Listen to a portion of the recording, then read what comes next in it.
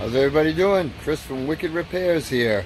Next project here is going to be 2005 Honda VTX. Basically, customer's issue was that when it was running, it would pour oil out of the crankcase breather into the airbox and all over the bike.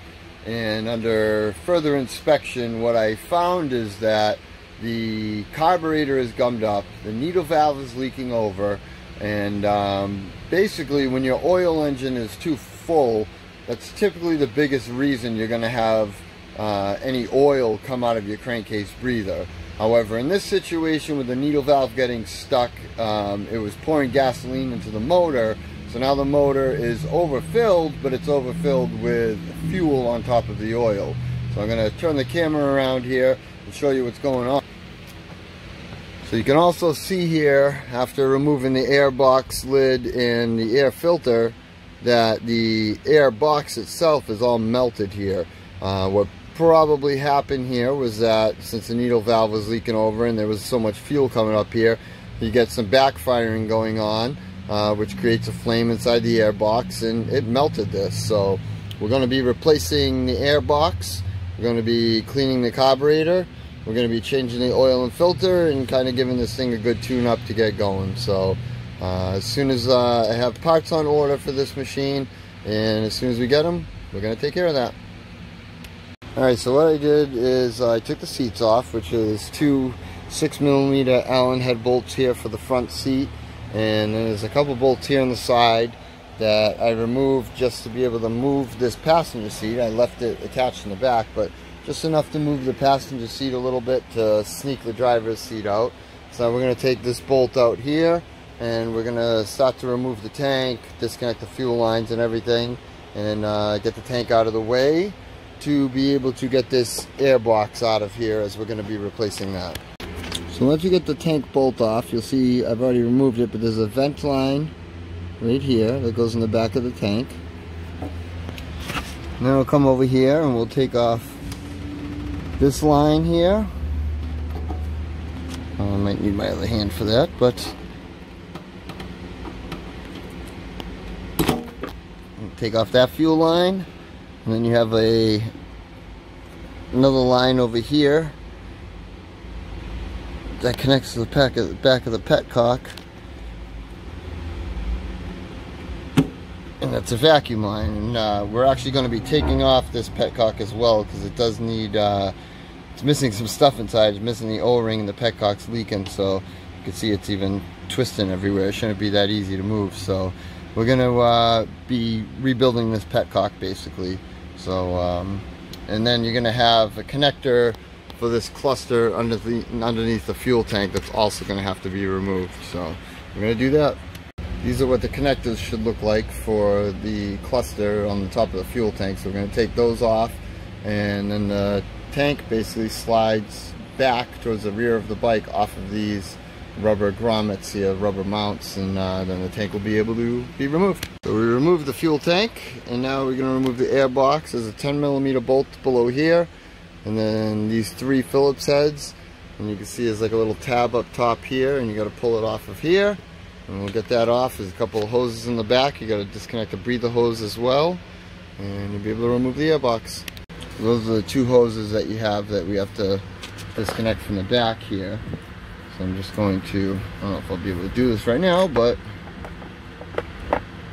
take it, pull them off. That's it. Airbox is off, and we've accessed the carburetor. Make sure you always replace this gasket, or if you're going to reuse it, don't lose it. But you should replace it. If you get a carb kit, I believe they come with a carb kit. All Balls makes a pretty good kit for this. Then we're going to start to remove the carburetor. I'm going to loosen up the throttle cable up here, get all the slack out of it. I'm going to take it off here and take off all the necessary hoses, the choke knob, all that stuff to be able to remove the carburetor completely and get this thing cleaned and rebuilt.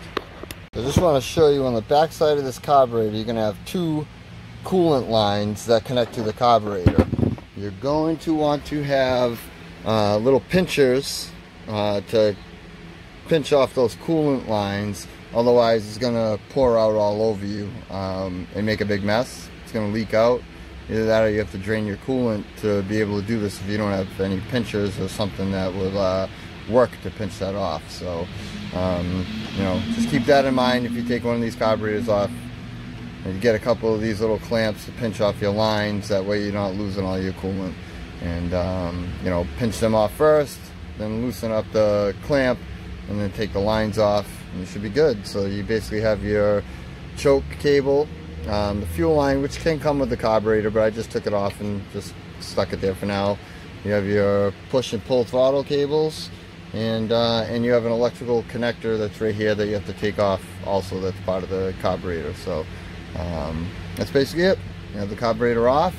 We'll go through this. We're going to take off the top and inspect the slide and the diaphragm, take off the 4 bolts for the carburetor bowl, clean the carburetor. You also have the air fuel mixture screw here and your accelerator pump here, so you want to inspect that diaphragm as well. And this is your cut valve behind here. It's always good to remove that, inspect that. You know, it's not really good to leave that in there when you clean a carburetor. That way you're not spraying carburetor cleaner inside of a port that's going to get into this and ruin that diaphragm. So take all that stuff apart, clean through the carburetor real good, and rebuild it. And hopefully everything goes good for you. So I got the carburetor cleaned now. Bought a carb kit, replaced all the parts inside, reinstalled it now. The only thing I have left to do here really is to tighten this clamp. So a couple important things with this is to make sure that everything's routed properly, everything's that got taken off gets put back. So you have the electrical connector here for the carb, you have your fuel line here, and your choke. Make sure that's on. It's a little plastic nut, so basically you could put it on finger tight and just very, very slightly tweak it. You can get a 10mm wrench in there. If you have to pull this rubber boot back at all, make sure that it fully seats back on there after. And throttle cables here, make sure you get them in the right position as for the push and pull, so that when you twist the throttle, you know, have it in the right way. Vacuum line here, super important to make sure that vacuum line gets put on. Make sure there's no leaks in that vacuum line, pinches, holes, anything like that. There's a little T-fitting back here. Make sure that that's in good condition. If you don't have the proper vacuum, you're going to run into some issues. Basically,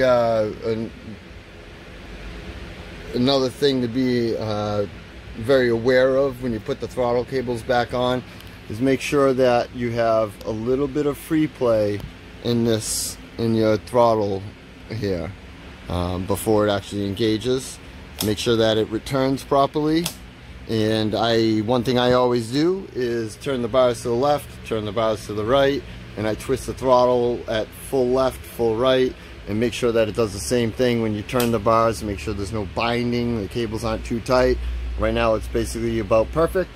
There's no issues. I already turned the bars to make sure everything's good and smooth, and the throttle twists no problem and returns no problem. So basically now what I'm going to do is I'm going to fix this here, put that boot there properly. I have a new air box back here inside that box, so I'm going to tighten this clamp on the back of the carburetor, just double check everything, make sure it's good again, and put the air box back on. You have these 2 hoses here to make sure you connect to the air box. Make sure that they are connected, make sure that there's no kinks in them, that they're free moving. If you pinch a breather hose, a crankcase breather hose, you could definitely have some issues. So yeah, we're going to reinstall that now and be on our way. So we got the air box on, so a couple things to note. If you are replacing this air box for any reason, as I was, since this part was all melted in here, there's a few things you have to swap over. You have this intake hose that you have to swap over. It goes about this far in, You know, just be careful and try to take it out by hand. If you can't, use a screwdriver very lightly to make sure you don't puncture this, and pull it out of the old one, stick it into this new one. These screws also need to be transferred over. What you can do is just flip it over and punch them right through these spots, and then when you put the new ones in here, or when you swap them over to here, basically you just apply some pressure and they'll pop into these holes, and they're meant to stay in there with the washers that are built into them.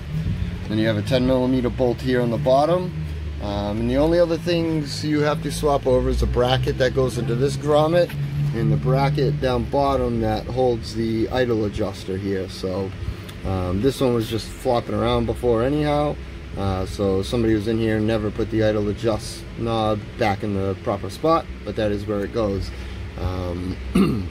Make sure you have your vent hoses attached properly, and then I would come to the other side of the bike and just make sure there's no kinks, make sure they're good, and which they are, just to make sure that you don't have any issues there.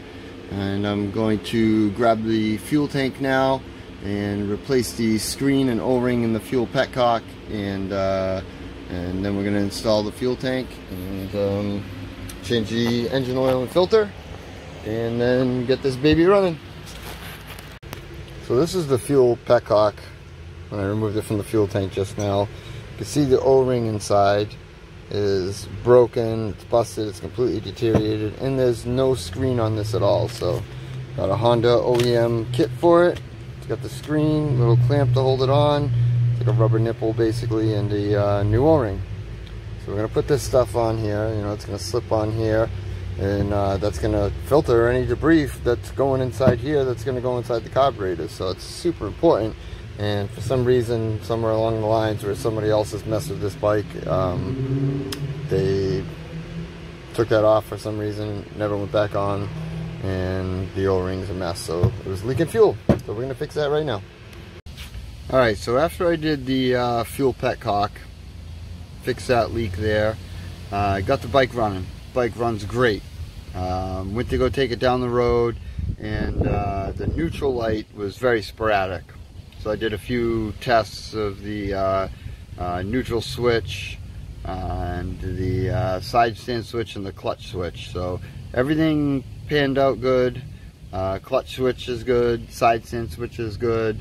Checked resistance on them and basically pulled the clutch lever in, put the kickstand up, put it back down, checked resistance, everything checked out good. And the switch itself actually checks out good resistance wise as well. And so when I removed it, what I did was I changed the washer that's behind it. There's a real thick washer that comes with it. So I put a thinner one on, put it in, and the neutral light worked great. Took it for a ride up the street, and I made a couple of stops, set some stop signs, and it worked no problem. Then on my way back, it stopped working again. So it needs a switch, is the final decision on that. It needs a neutral switch. Basically, it's the tip of it's worn, and it's not, not engaging properly with the transmission, with the shift drum.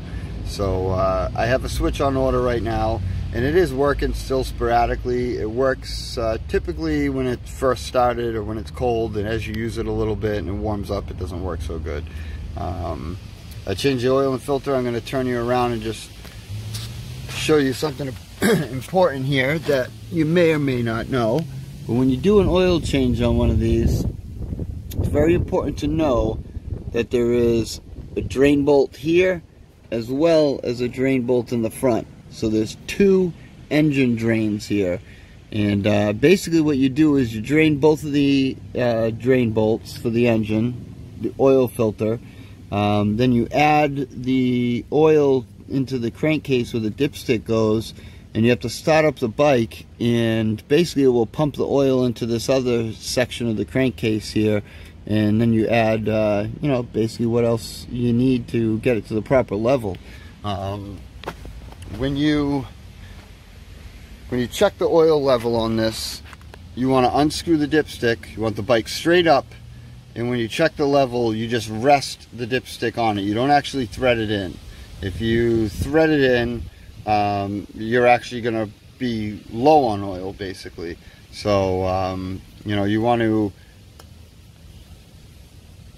I already washed the bike and everything too, it's ready to go home, but what you do is you just rest the dipstick on there and then check it, and you want it in between the, of course it's going to be off right now because it's on the side stand, but you see the 2 hash marks, you want it right in between those 2 hash marks, and just rest it on there when you check it, and that's it. So this bike is ready to go home now. No more fuel leaks, no more issues. It's running good, not blowing anything by. There was tons of gasoline inside this motor from the needle valve getting stuck. Rebuilt the carburetor, redid the petcock, and I got a neutral switch coming, so she's done. That's it. Hopefully you enjoy the video, and we'll see you soon on the next one. Thanks for watching. Please hit that subscribe.